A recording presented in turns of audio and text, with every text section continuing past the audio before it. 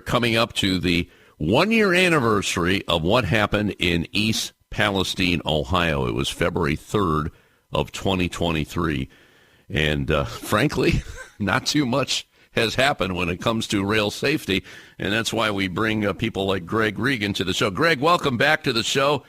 Talk to me about this. I mean, you, from the get-go, you were involved in this. You're involved in legislation. I'd like to get your assessment here almost 1 year later. Go ahead, brother. Yeah, it is sad that we are almost a year out and that we haven't seen any meaningful action, most importantly by Congress. And, I think that there has certainly been a lot of interest. There are a lot of different pieces of legislation out there, but, we haven't even seen a vote in the Senate on the Brown-Vance bill, which is, not perfect, but would make some really important improvements. And in the House, we haven't even had a dang hearing. The Republicans haven't even held a hearing on rail safety, let alone trying to move on any legislation. So, I think we're trying to turn up the heat here, continue to see some progress. Now, we're still seeing train derailments, not the scope of East Palestine. So I'm just wondering here, is this the cost of doing business? Has the industry, have they done anything to improve the safety of what's going on with the rails? No, not in any meaningful way. I mean, we're still seeing furloughs from Union Pacific, for example. Even though, the extreme job cuts that we've seen and the workforce levels have been a real contributor to safety problems on the railroads. And, you're right, derailments have not really, we're still having derailments, and they haven't gone down. But at the same time, the railroads are lucky, and frankly we're all lucky, that we haven't seen another derailment like East Palestine, where we have a, vinyl chloride burning and an explosion. But that's frankly luck of the draw. And, a train doesn't get to choose which cars derail and what's on those cars. So we can't, take it for granted that because there hasn't been another East Palestine itself, that the problem has been solved. There is always that risk about which cars derail at which time and where they are.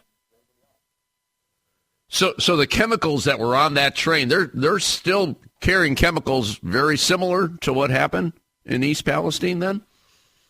Oh yeah, not only very similar, they're still carrying vinyl chloride. And let me be clear, I actually, I would much rather have a lot of these things transported on rail as opposed to, trucks on the road.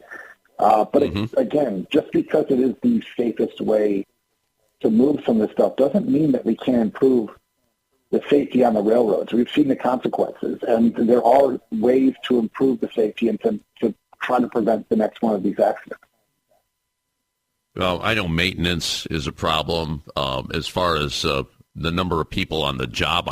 Now, we've had a huge reduction in workers on the railroad.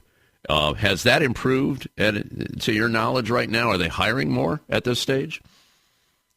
No, I don't know workforce levels themselves. I mean, there was a slight uptick last year for a little while, but I think as a net employee levels have not improved to my knowledge. And again, Union Pacific, one of the largest railroads, just announced another round of layoffs or furloughs last week or 2 weeks ago. So, I think the railroads are counting on complacency. They want to continue business as usual with the way that they've been able to make record profits quarter after quarter, continue to reward their shareholders, and sort of just sweep everything under the rug. And that's what they were counting on after East Palestine, is that, Congress wouldn't act in any meaningful way because, they could delay it enough. They could use their friends in Congress to delay legislation enough that, go 3, 4, 6 months later, there will be another thing that Congress has to deal with, and this whole issue will be swept under the rug. And we're trying to make sure that doesn't happen. Well, it ain't going to happen on this show. We're going to make sure that this issue stays alive. I promise you that.